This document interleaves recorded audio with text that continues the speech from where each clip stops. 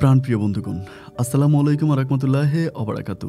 দূরে কাছে দেশে অথবা দেশে বাইরে থেকে ঠিক এই মুহূর্তে শত ব্যস্ততার মাঝেও যে যেখান থেকে বাস্তব জীবনের গল্প শোনার জন্য আমার সাথে জয়েন করেছেন, আমি আপন আর যে আপন জীবনের গল্পের ৩৩৮তম পর্বে আপনাকে বরাবরের মতো স্বাগতম জানাচ্ছি কলিজার বন্ধুগণ। আজ আমি আপনাদেরকে শোনাবো রংপুরের ছেলে মমিনের জীবনের তাজ্জব এক বাস্তব গল্প। বন্ধুরা, আমি মমিনের জীবনের গল্পটা পেয়েছিলাম আজ থেকে প্রায় আরও ৩ দিন আগে। গল্পটা আমি পড়েছিলাম গতকালকে রাতে। গল্প পড়া যখন আমার শেষ হয় ঘড়ির সময় ছিল ঠিক ওই মুহূর্তে রাত প্রায় ১টা। বন্ধুরা, আমি জানি না আপনাদেরকে বিশ্বাস করাতে পারবো কি না, রাত ১টা থেকে ভোর রাত ৪টা পর্যন্ত আমি আপন এক ফুটও ঘুমোতে পারিনি। আমি শুধু চিন্তা করেছিলাম রাতভর এই গল্পটা প্রচার করা যাবে কি যাবে না, করবো কি করবো না। চিন্তা করতে করতে ফজর আজান দিল, নামাজ পড়লাম এবং একটা দিনের গল্প শুরু হলো, একটা নতুন দিন শুরু হলো। সেই মুহূর্তে আমি বাংলাদেশের কিছু গুণী জ্ঞানী মানুষজনের সাথে কথা বলতে শুরু করলাম ফোনের মাধ্যমে। তাদেরকে এই গল্পের ব্যাপারে বললাম এবং তারা গল্প শুনে বলল যে হ্যাঁ, এটা প্রচার করা যায়। এবং সবশেষ ঠিক একেবারে সকালবেলা আমি স্টোরিটা রেকর্ড করতে বসলাম। আমি জানি হয়তো আপনারা অনেকে আমার এই কথাবার্তাগুলো শুনে মনে করতে পারেন যে এই গল্পটা ভীষণ রকম খারাপ কোনো গল্প, এটা একেবারে শোনার অনুপযোগী। না বন্ধুরা, এই গল্পটার মাঝে খারাপের তেমন কিছুই নেই। আপনি যদি গল্পটাকে খারাপভাবে নেন তো গল্পটা খারাপ, আর যদি গল্পটাকে আপনি ভালোভাবে নেন তাহলে মুমিনের মতো মানুষগুলোর জন্য এই গল্পটা হবে এক ভীষণ শিক্ষণীয়। আমি আশা করব আপনারা প্রত্যেকেই এই গল্পটা শুরু থেকে শেষ পর্যন্ত শুনবেন এবং শোনার পর রংপুরের ছেলে মমিনকে কমেন্ট বক্সের মাধ্যমে একটা সঠিক পথ দেখিয়ে দিবেন। ধন্যবাদ সবাইকে। সম্মানিত বন্ধুগণ, আসসালামু আলাইকুম রহমতুল্লাহ ওবরাকাতু। আমার নাম মোহাম্মদ মমিনুল, আমার বাড়ি রংপুর। বন্ধুগণ, আমি আমার বাস্তব জীবনের এই গল্পটা শুরু করার শুরুতেই আপনাদেরকে আমার পরিবারের ব্যাপারে জানিয়ে রাখি। আমার পরিবারে আমি আছি, আমার মা আছে, এছাড়া আছে আমার 4টা বড় বোন। আমরা টোটাল 4 বোন 1 ভাই। আমাদের এই পরিবারটা রংপুরের ওই এলাকারই এক নিম্ন মধ্যবিত্ত পরিবার। যদিও আমার মা একজন সরকারি চাকরিজীবী। আমার মা একজন প্রাইমারি স্কুলের মাস্টার। আমি আমার জীবনের এই গল্পটা খুব ছোটোবেলা থেকেই শুরু করি। আমি যখন অনেক ছোট, একদম যখন বুঝতে শিখিনি, দুনিয়াদারি সম্বন্ধে জানি না, ঠিক ওই মুহূর্তে আমার যে একেবারে বড় যে বোনটা ছিল যার নাম হচ্ছে চুমকি, আমার চুমকি আপুর বিয়ে হয়ে যায়। আমি যখন থেকে একটু একটু করে বুঝতে শুরু করি তখন দেখি যে আমার চুমকি আপুর জামাই, মানে আমার বড় দুলাভাই, উনি আমাদের বাসায় আসে, বাসা থেকে যায় এবং মা সহ সবার সাথে ওনার অনেক ভালো সম্পর্ক। দিন আর রাতগুলো এভাবে পার হতে হতে একটা পর্যায়ে আমি মোটামুটি একটু বড় হই। আমি আমাদের ওই এলাকারই কোনো একটা স্কুলে যখন ক্লাস 5-এ পড়ি, তখন বৃত্তি পরীক্ষা দেওয়ার জন্য ক্লাস 5-এর সমস্ত ছাত্রছাত্রীদেরকে রেডি করা হয়। সেই মুহূর্তে আমি যখন বৃত্তি পরীক্ষা দিতে যাব, আমাকে বৃত্তি পরীক্ষা নেওয়া হচ্ছে না কারণ হচ্ছে আমার নাকি বাবার নাম নাই। মানে আমি ব্যাপারটাতে খুব তাজ্জব হয়ে গেলাম যে আমি ক্লাস 5 পর্যন্ত পড়াশোনা করেছি, তাহলে কীভাবে পড়াশোনা করলাম আমার যদি বাবার নামই না থাকবে। আমি ব্যাপারটা নিয়ে খুব কনফিউশনে পড়ে যাই। ছোট মানুষ, অত কিছু বুঝি না। মায়ের কাছে যাই, মায়ের কাছে গিয়ে বলি যে মা, আমি তো বৃত্তি পরীক্ষা দিব। এখন বৃত্তি পরীক্ষা দিতে গেছি, ওইখানে আমাকে আমার ম্যাডাম বলতেছে যে আমাকে বৃত্তি পরীক্ষায় নিবে না, কারণ হচ্ছে আমার বাবার নাম নাই। আমার বাবার নাম কি, তুমি আমাকে বলো তো। এই কথাটা বলার পরে আমি দেখলাম যে আমার মায়ের চোখের পানিগুলো টলমল করতেছে। মা কোনো কথা বলতেছে না। আমি তখন প্রচণ্ড রকমের কষ্ট পাই। কষ্ট পেয়ে মাকে জিজ্ঞেস করি। আবার ওই মুহূর্তে কিন্তু আমার চুমকিয়াপুর যে ছোটো বোন সালমা, আমার সালমাপুর বিয়ে হয়ে গেছে, মানে আজ থেকে 1 বছর পরে। আমার আরও 2টা বোন আছে, একজনের নাম হচ্ছে সাদিয়া, আরেকজনের নাম হচ্ছে সাফিয়া। ওরা দুজনের বিয়ে হয় নাই। তো যখন আমি মাকে বলি, মা তখন কোনো কথা বলে না, মানে কান্নাকাটি করে, একদম ভীষণ মানে কান্না করতেছে। মায়ের এই অবস্থা দেখে আমার নিজেরও খুব খারাপ লাগে। আমি বললাম যে মা, কী হয়েছে, কান্নাকাটি করতেছো কেন? তুমি আমার কাছে বলো, খুলে বলো কী সমস্যা। মা কোনো কথা বলে না। অনেক কথা না বলার পরে মা তখন আমাকে বলতেছে যে শোন, যদি বাবার পরিচয় ছাড়া তোর বৃত্তি পরীক্ষা না নেয় তাহলে তুই বৃত্তি পরীক্ষা দিস না, তোর কোনো বাবার পরিচয় নেই। এটা শোনার পরে আমার কাছে প্রচণ্ড রকমের কষ্ট লাগে। এটা কেমন কথা বলো যে বাবার পরিচয় নেয়, বাবার পরিচয়বিহীন কোনো সন্তান হতে পারে নাকি? যাই হোক, এরপরও মা যেহেতু অনেক কান্নাকাটি করতেছে, এই ব্যাপার নিয়ে আমার মায়ের সাথে কথা বলি না। কথা না বলে আমি স্কুলে গিয়ে আমার ম্যাডামকে বলে দিলাম যে ম্যাডাম, আমি বৃত্তি পরীক্ষা দিব না। আমি তখন আর বৃত্তি পরীক্ষা দিই না এবং ওভাবেই আমি ক্লাস 5-এর পরীক্ষা দিয়ে আমি যখন ক্লাস 6-এ ভর্তি হবো, আপনারা অনেকেই জানেন যে হাই স্কুলগুলো মানে একটু মানে অন্য এলাকা ভিত্তিক হয়। আরেকটা ব্যাপার এখানে বলে রাখি, আমি যেই স্কুলে পড়াশোনা করেছিলাম মানে ওই স্কুলেরই কিন্তু টিচার ছিল আমার মা। আর আমার মা অন্য একটা বিষয়ের উপরে ছিল। মানে আমার মা ছিল মানে যিনি আমাদের বৃত্তি পরীক্ষাটা নিচ্ছিল তিনি ছিলেন সহকারী প্রধান শিক্ষক। আর আমার মা ছিল একজন শুধুমাত্র শিক্ষিকা। এজন্য আমার মায়ের সাথে ম্যাডামদের খুব একটা মানে সম্পর্ক ভালো ছিল না। যাই হোক আর আমার ব্যাপারে মা তখন স্কুলে কোনো কথাও বলতো না। আমি জানি এগুলোর মাঝে অনেক রহস্য লুকিয়ে আছে। আমি জাস্ট কথাগুলো আস্তে, আস্তে করে বলতেছি। যাই হোক এরপর আমি যখন ক্লাস 6 এ ভর্তি হতে যাব, এখন ওই ভর্তির ক্ষেত্রে আমার বাবার নাম লাগবে। আমি তখন বাবার নাম দিতে পারতেছি না। তো বাবার নাম যখন দিতে পারতেছি না, তখন আমার মানে ভিতরে প্রচুর কষ্ট কাজ করতেছে। সবাই বাবার নাম বলে, বাবার নাম যখন জিজ্ঞেস করে সবাই বাবার নাম বলে। আমাকে যখন আমার বাবার নাম জিজ্ঞেস করে, আমি তখন আমার বাবার নাম বলতে পারি না। মানে বাবার নাম বলি না। না বলার পরে আমার স্যার আমাকে বলতেছে, "কিরে, তোর বাবার পরিচয় নেই?"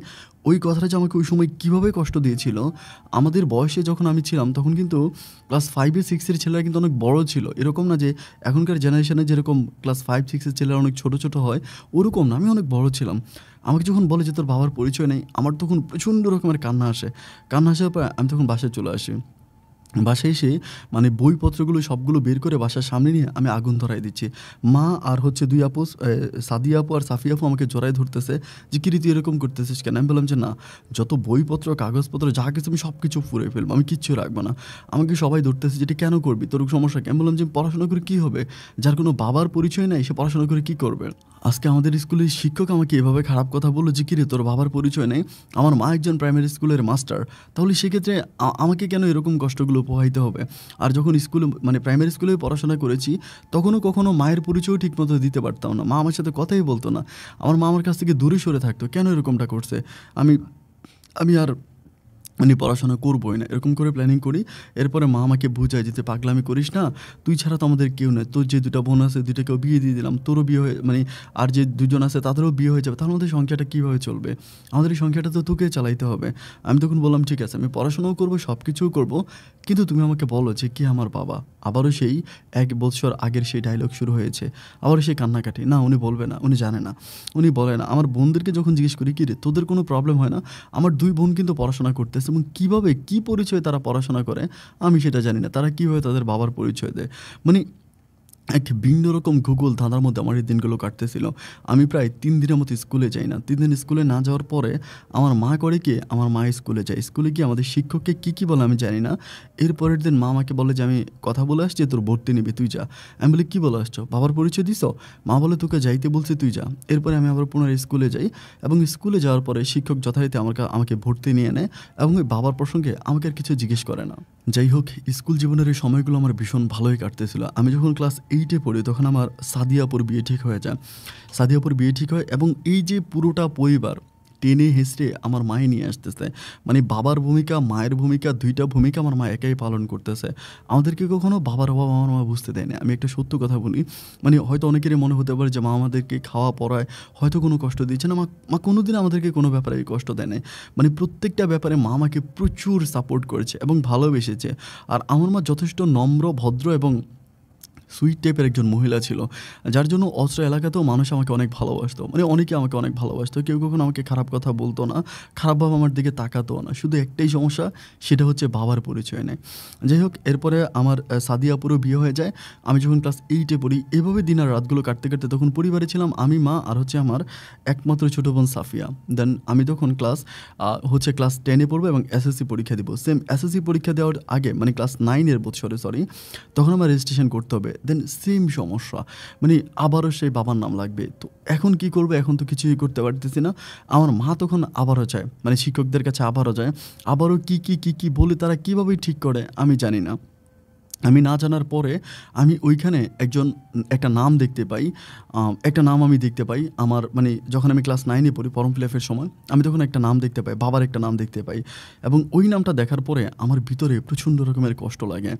আমি তখন দেখতে পাই যে আমার বাবার নাম ওখানে লেখা ছিল সাদেকুল হক। তো সাদেকুল হক যখন নামটা দেখতে পাই, আমি তখন একটা মানে অন্যরকম একটা ব্যাপার সন্দেহ করি। যাই হোক সামনের দিকে যাই। তো এরপরে আমি তখন করলাম কি, যাই হোক আমি তখন এসএসসি পরীক্ষা দিই এবং এসএসসি পরীক্ষাতেও মোটামুটি আমার খুব ভালো একটা রেজাল্ট হয়। আমি তখন মাকে অলওয়েজ বলতে কি, "মা সাদিকুর রহমান কে? কে? উনি কে? আমাকে বলো না। আমি ওনার ঠিকানাটা জানতে চাই। আমার বাবার পরিচয়, বাবা কোথায় থাকে তুমি বলবা না?" আমার মা আমাকে বলে যে, "তোর বাবা আমাদের এখানে থাকে না। উনি অনেক দূরে থাকে। ওনার কোনো পরিচয় আমি তোকে দিতে পারব না।" কিন্তু পরিচয় কেন দিতে পারব না? মা তখন আমাকে একটা কথাই বলে, "এই ব্যাপার নিয়ে তুই আমাকে আর কোনোদিন কোনো প্রশ্ন করবি না। তোর বাবার নাম দেওয়া দরকার ছিল তো আমি তো তোর বাবার নাম দিয়েছি।" এভাবে কথা বলতে, বলতে যাই হোক দিনের রাতগুলো কাটতেছে। আমার আবার যে বড় দুলাভাই ছিল, মেজো দুলাভাই এবং আমার যে ৩ টা দুলাভাই ছিল তাদের মাঝে ২ টা দুলাভাই আমাদের বাসায় খুব যাতায়াত করত। মানে সালমা আপুর জামাই আর সাদিয়া আপুর জামাই। কিন্তু আমার চুমকি আপু মানে বড় আপুর জামাই উনি আমাদের বাসায় খুব একটা কম আসতো। মানে খুব একটা কম আসতো। তো সেদিন উনি হঠাৎ করে একদিন আমাদের বাসায় আসে এবং আসার পরে আসার সময় চুমকি আপাকেও সাথে নিয়ে আসে। তো আমি তখন ওনাকে ভাইয়া করে ডাকি। আমি বললাম, "ভাইয়া একটা ব্যাপার বুঝতেছি না। মানে আপনি কি আমাকে একটু হেল্প করতে পারবেন?" আমি মনে করি বড় দুলাভাই মানেই হচ্ছে আমাদের বাড়ির মানে আমাদের বাসার গার্ডিয়ান। উনি গার্ডিয়ানের ভূমিকাই পালন করবে। আমি তখন বললাম যে, "ভাইয়া এই ঘটনা মানে প্রত্যেকটা জায়গার ভিতরে অপমান অপদস্থ হই। যুদ্ধ করতে ক্লাস 9 পর্যন্ত উঠেছিলাম বাবার পরিচয় ছাড়া। ক্লাস 9 এ গিয়ে জাস্ট বাবার একটা নাম পেয়েছি। বাবার একটা নাম পেলাম যে সাদেকুর রহমান।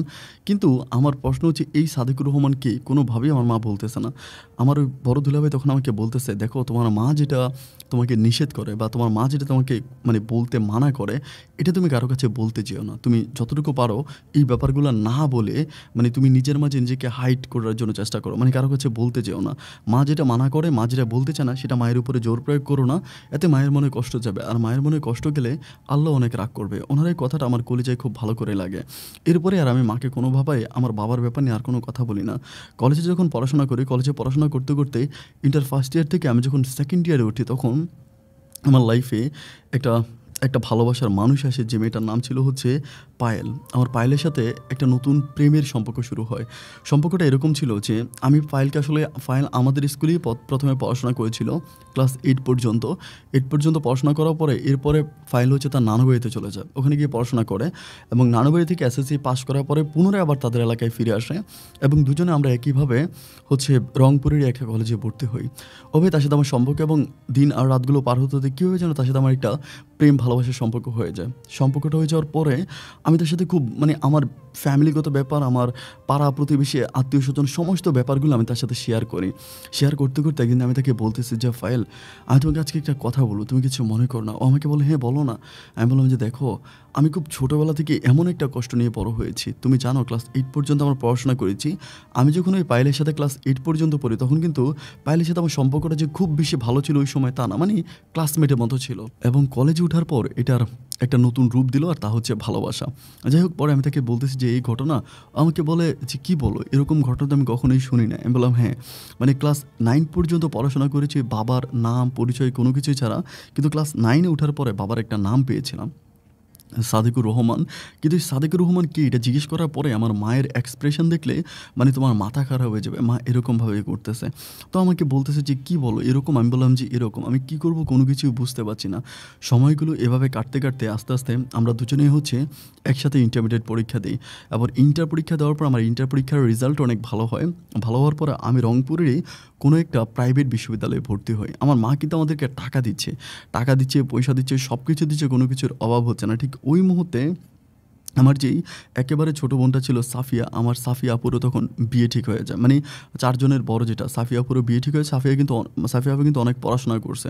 মানে উনি কিন্তু অনার্স কমপ্লিট করছে। অনার্স কমপ্লিট করার পর উনিও আমার এই মানে ৪ টা বোনের মাঝে আমার ৩ টা বোনে চাকরি করে। শুধু বড় আপু চাকরি করে না।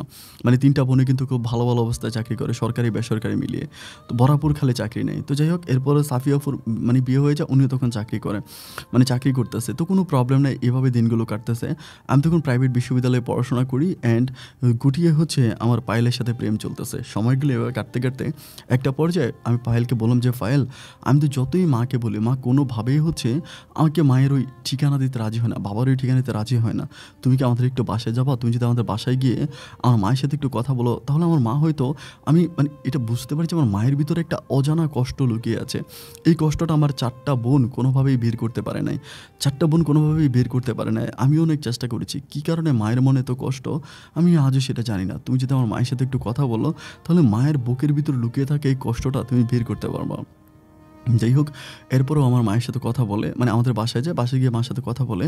অনেক কথাবার্তা বলে। প্রায় ১ ঘন্টারও বেশি সময় আমাদের ড্রয়িং রুমে বসে মায়ের সাথে এইটা সেটা মানে বিভিন্ন কথা বলতে থাকে। সব কথা বলার পরে যখনই হচ্ছে আমার বাবার প্রসঙ্গে যায় তখনই আমার মা হচ্ছে কেমন জানি চেঞ্জ হয়ে যায়। মানে কথা বলতে চায় না, উঠে যায়। উঠে ঘুরে ফিরে এসে আবারও বসে। মানে বাবার এই কথাটা আমার মা সম্পূর্ণ স্কিপ করে। ফাইল তখন অনেক চেষ্টা করার পরেও কোনো কিছু করতে পারে নাই। পরিশেষে আমাকে বলতেছে যে, "দেখো, আমার পক্ষে কিছুই করার নাই। আমি অনেকভাবে ট্রাই করেছি তোমার বাবার পরিচয়টা এটলিস্ট তার মুখ থেকে বের করার জন্য, কিন্তু কোনোভাবেই বের করতে পারি না।" দিন আর রাতগুলো এভাবে কাটতেছিল। যাই হোক আমি তখন অনার্সে পড়াশোনা করতেছি। এভাবে সময়গুলো কাটতে, কাটতে একটা পর্যায়ে পায়েলের পরিবার থেকে ফাইলের বিয়ের ঠিক করা হয় এবং তাকে বিয়ে দিয়ে দিবে। এমতো একটা অবস্থা। তো এরকম যখন হয় আমি তখন বললাম যে, "ফাইল, আমাদের এই সম্পর্কটা তো" আবার আমার মায়ের কিন্তু মোটামুটি মা বাড়ি বানাইছে, ঘর বানাইছে। সব দিক থেকে মা কিন্তু পারফেক্ট। শুধু বাবার একটা ঠুমকো পরিচয় ছাড়া আমাদের সবকিছু আছে। তখন আমি ফাইলকে বললাম যে, "ফাইল, আমরা পারিবারিকভাবে তো এই সম্পর্কটাকে সামনের দিকে নিতে পারি। যেহেতু আমরা দুজনেই অ্যাডাল্ট পারসন, আমরা হচ্ছে পারিবারিকভাবে বিয়ে করব। তুমি কি বলো?" আমাকে বলতেছে, "হ্যাঁ, তাহলে তো ভালোই হয়। কোনো ঝামেলা রইল না, কোনো প্রবলেম রইল না। আমিও তো চাই এভাবেই সম্পর্কটা হোক।" আমি তখন বললাম, "ওকে, ডান।" আমি তখন আমার মায়ের সাথে কথা বলি। মাকে বলি যে, "মা, এই ঘটনা তুমি তো ফাইলের সাথে কথা বলছো। আমি ফাইলকে অনেক পছন্দ করি। আমি ফাইলের সাথে ফাইলকে বিয়ে করতে চাই।" স্ট্রেইট মাকে এই কথা বলি। বলার পরে মা আমাকে বলে যে, "ওই যে বাচাল মেয়েটা", মা ওকে বাচাল বলে, ও একটু বেশি কথা বলেছিল সেদিন মায়ের সাথে।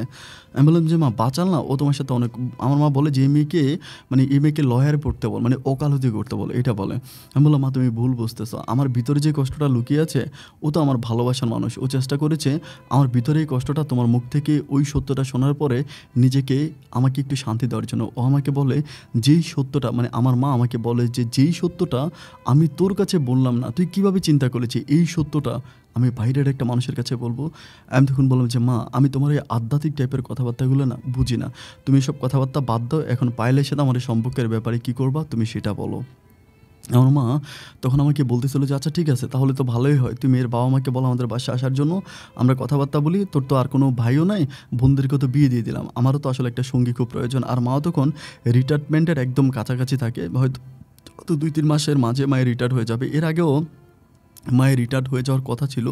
কিন্তু আমাদের ওই এলাকাতে ওই প্রাইমারি স্কুলে আমার মা অনেক জনপ্রিয় ছিল। এজন্য মায়ের চাকরির মেয়াদ কিছুটা বাড়ানো হয়েছিল আরকি। রিকোয়েস্ট করে, ওই যে প্রধান শিক্ষকের রিকোয়েস্টে। কারণ আমার মাকে ওই এলাকার সবগুলো মানুষ অনেক ভালোবাসতো। মা অনেক ভালো ছিল সেক্ষেত্রে। তো যাই হোক, এরপরে এভাবে আমি যখন মাকে বলি, মা তখন বলে যে, "ঠিক আছে, মেয়ের বাবা-মাকে আমাদের বাসায় আসতে বল।" পরে আমি ফাইলকে বললাম যে, "পায়েল, তোমার বাবা-মাকে আমাদের বাসায় আসতে বলো। তোমার বাবা-মাকে আমাদের বাসায় আসলে এরপরে এই ব্যাপারটা নিয়ে কথা বলব।" পরে পায়েলের বাবা-মা আমাদের বাসায় আসে। আসার পরে আমার মায়ের সাথে কথাবার্তা বলে, কথাবার্তা বলে যায়। মোটামুটি ঠিক থাকে। ঠিক তারই ২ থেকে ৩ দিন পরে পায়েল আমাকে বলে যে, আমাকে বলতেছে যে, "মুমিন, কি বলবো তোমাকে বুঝতে পারতেছি না। আমার বাবা-মা কিন্তু তোমার এই সম্পর্কটা মেনে নেয় নাই।" আমি তো আমাকে বলতেছে। আমি বললাম, "কেন? মেনে কেন নিল না? আমাদের ঘর, বাড়ি, টাকা-পয়সা, অর্থ, আভিজাত্য বা আমি কোন দিক থেকে খারাপ ছিল? মেনে নিচ্ছিল না কেন?" ও আমাকে বলে, "ওই যে সেই সমস্যা।" আমি বললাম, "কোন সমস্যা?" ও বলে, "ওই যে তোমার বাবা।" আমি বললাম, "মানে কি?" ও আমাকে তখন বলতেছে যে, "আমার বাবা-মা বলে যে তুমি নাকি জারজ সন্তান, তোমার কোনো বাবা-মা নাই।" আমি আমার ভালোবাসার মানুষের মুখ থেকে যখন এই কথাটা শুনতে পারলাম যে আমি জারজ সন্তান, তখনকার অনুভূতিটা আমি ভাষায় বুঝাতে পারবো না। আমার তখন মনের অজান্তেই চোখ দুটো জলে ভিজে যায়। আমি তখন ওখান থেকে চলে আসি। আসার পরে আমি তখন বাসায় আসি। বাসায় আসার পরে মার সাথে এই ব্যাপার নিয়ে আর কোনো কথা বলি না। সেদিন আমি ইচ্ছা করে প্রচুর হাত কাটি। অনেক হাত কাটি। হাত কেটে আমি একদম হাতকে পুরা লাল বানায় ফেলি। হাত কাটার পরে এবং এই হাত মাকে দেখাবো এজন্য আমি মায়ের রুমেও যাই। মা তখন আমার হাত থেকে টপ, টপ, টপ, টপ করে রক্ত পড়তেছে। মা ধইর্যই হচ্ছে আমার হাত শাড়ির আঁচল দিয়া শক্ত করে বাঁধতেছে আর বলতেছে, "তুই কি করলি?" আমি বললাম, "এখন তো ছুরি আমি আমার হাতে চালিয়েছি। আর তুমি যদি বেশি কথা বলো, আমাকে আমি যেটা জানতে চাই সেটা যদি তুমি না বলো, এই ছুরি আমি আমার গলায় চালাবো। আমি আমার গলায় চালাবো। আমি আমার এই জীবন রাখবো না।" যে ছেলের বাবার পরিচয় নেই, যে ছেলের একজন বাস্টার্ড, যে একজন জারজ সন্তান, সেই তো এই সমাজে মুখ দেখাইতে পারে না। সেও থাকতে পারে না। আমি আমি আমি বেঁচে থাকবো না। আমি আমার এই জীবন দিয়েই দিব। আমি পারবো না। আমি মরে যাবো, এটা বলে আমি তখন ছুরি আমার গলার মধ্যে নিছি। পরে আমার মা আমার পা চেপে ধরে।